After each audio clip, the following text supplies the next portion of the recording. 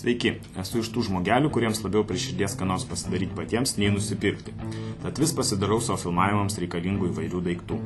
Keliose paskaitėlėse norėjau pasidalinti su jumis idėjomis ir parodyti, ką iš filmavimams reikalingų daiktų galite pasidaryti patys. Jei galvojate nors kiek rimčiau užsiimti filmavimu, jums be abejo prireiks gero šviesos šaltinio, nes paprastų lempų tikrai neužteks. Tokiu atveju labai pravers prožektoriai. Neapsigaukite ir pirkite bent 300 W galingumo prožektorius, nes mažesni bus visai nenaudingi. Kartais kažką apšviečiant prožektoriais pasitaiko tokių situacijų, kad apšviečiama ir tai, ko apšviesti nereikėtų. Išvengti tokių situacijų padeda štai tokie prie prožektoriaus tvirtinami sparnai. Jais galima koreguoti šviesos srautą. Tokius prožektoriaus sparnus labai paprasta pasidaryti patiems. Tam reikės tokių įrankių: grąžto ir grąžtelio, kniediklio bei skardos karpimo žirklių. Taip pat reikės ir medžiagų: kuo plonesnės ir lengvesnės skardos, varinių mažų vyrių, kniedžių, ir prožektoriaus bei jo pajungimui reikalingų daiktų. Kadangi prožektoriaus išmatavimai 14 ir 18, tai mums reikės išsipjauti 2 skardos keturkampius tokiais pačiais išmatavimais.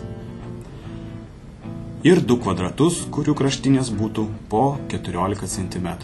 Nuėjau lengvesniu keliu ir nesimatavau suliniuoti, o paprasčiausiai apsibrėžiau 2 kartus prožektorių, taip gaudamas 2 reikiamus keturkampius. Juos išsikirpau, o vėliau panašių principų apsibrėžiau ir reikiamus 2 kvadratus.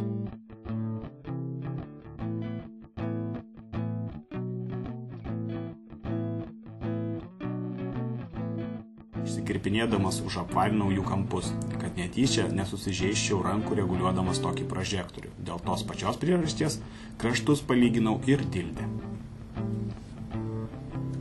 Štai iškirpti reikiamą prožektoriaus sparnai. Dabar reikia pasižymėti jų vidurius.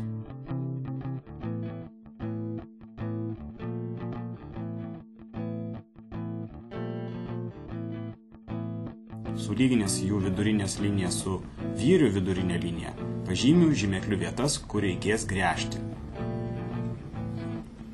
Yla įspausdamas duobutes apsidraudžiu, kad nenuslys raštas ir skylės bus išgręžtos reikiamose vietose. Išgręžėme skyles ir dabar belieka prikniedyti prie sparnų vyrius.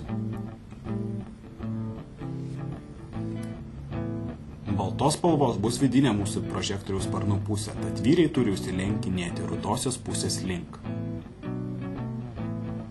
Paėmę žnyplę stipriai suspaudžiu vyrius tam, kad jie vaikščiotų daug sunkiau ir išlaikytų sparnų svorį. Nepabijokite ir suspauskite gan stipriai, tada vyriai daug lėčiau išsinešios ir ilgiau galės išlaikyti sparnų svorį. Paeiliui kiekvienam sparnui atskirai pasižymi vietą, kur reikės gręžti skylę kniedėjimui, kad vėliau jie visi kartu gražiai užsilenktų.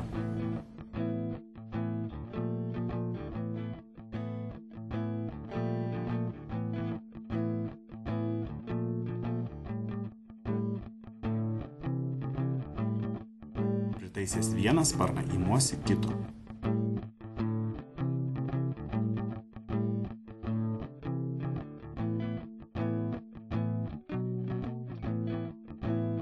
Prikniedyti visi sparnai ir mūsų koreguojamo šviesos srauto prožektorius paruoštas.